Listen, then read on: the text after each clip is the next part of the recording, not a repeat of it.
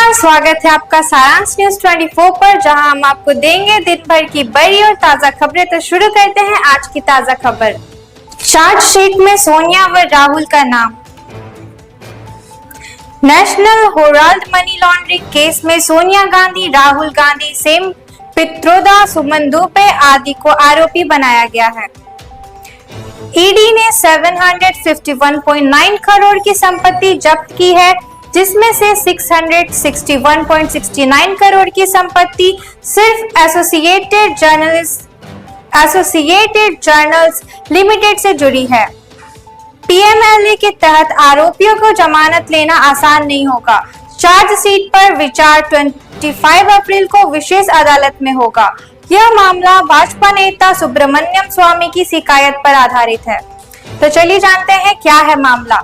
National Herald अखबार की स्थापना 1938 में जवाहरलाल नेहरू ने की थी। 2010 में यंग इंडिया कंपनी के जरिए एसोसिएटेड जर्नल्स लिमिटेड की 90 करोड़ की संपत्तियां कांग्रेस नेताओं को ट्रांसफर की गई, जिस पर घोटाले का आरोप है।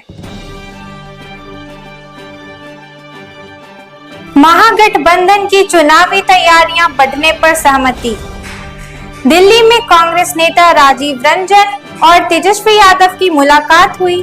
बैठक में महागठबंधन की चुनावी तैयारियां और सीट बंटवारे पर चर्चा हुई। अभी सीटों पर कोई फाइनल फैसला नहीं हुआ, लेकिन दोनों दल समन्वय बढ़ाने पर सहमत हुए हैं। पिछली बार की पसंदीदा सीट पर ही पार्टियां चुनाव लड़ने की कोशिश करेंगे। मुख्यमंत्री पद के दावेदार को लेकर कोई निर्णय नहीं हुआ।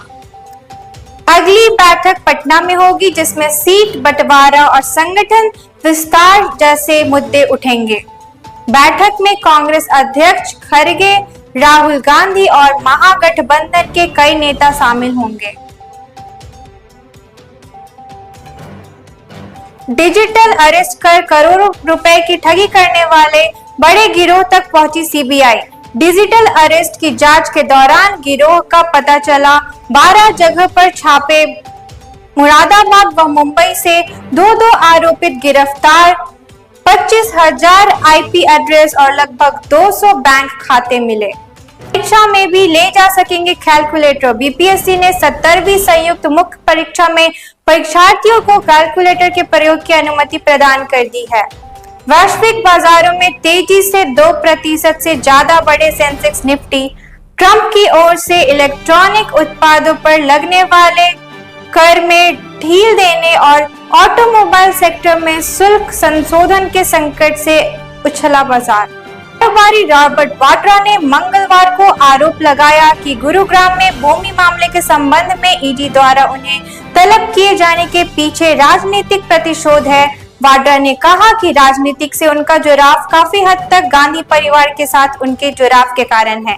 पिछले कुछ सालों में कई राजनीतिक दलों ने उन्हें राजनीतिक चर्चाओं में घसीटने की कोशिश की है। चहल ने किंग्स को दिलाई चमत्कारी जीत। पंजाब ने किया आईपीएल इतिहास के सबसे छोटे लक्ष्य का सफल बचाव। 111 रन के जवाब में 95 पर ढेर हुई केकेआर। अमेरिका से बोइंग विमान नहीं खरीदेगा चीन। ट्रेड वॉर तेज। चीन ने एविएशन कंपनियों से बोइंग विमानों की आपूर्ति न लेने को कहा। सुप्रीम कोर्ट में आज होगी वक्फ कानून पर सुनवाई। वक्फ संशोधन कानून पर सुप्रीम कोर्ट में बुधवार की अहम सुनवाई होगी।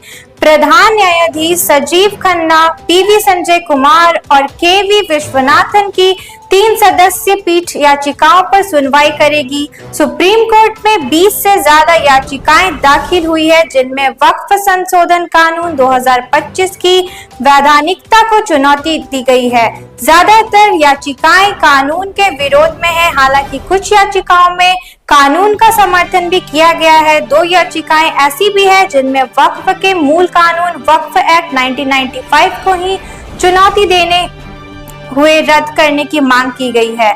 बुधवार को होने वाली सुनवाई महत्वपूर्ण मानी जा रही है।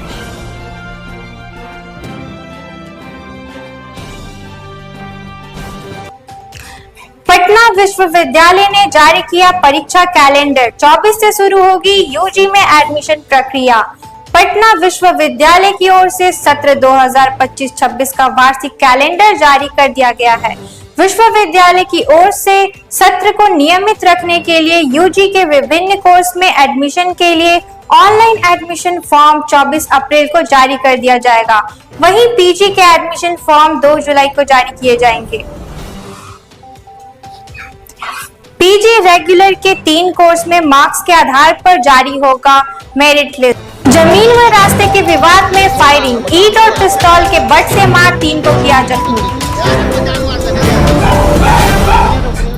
लालजी टोला देवी स्थान की घटना, 8 खोखा बरामद। गांधी मैदान थाने के लालजी टोला देवी स्थान गली में जमीन व रास्ते के विवाद में बदमाशों ने 10 राउंड फायरिंग किया, जिसके फलस्वरूप इलाके में दहशत फैल गई है। साथ ही उन लोगों ने 3 लोगों को ईंट व पिस्तौल के बट से जख्मी कर दिया। इतना ही नहीं, घर में लगे सीसीटीवी कैमरे को क्षतिग्रस्त कर दिया और घर पर भी पत्थरबाजी की घटना मंगलवार को दिन में करीब 11:30 बजे घटित हुई है। गांधी मैदान थाने की पुलिस टीम ने मौके से 8 खोखा बरामद किया है।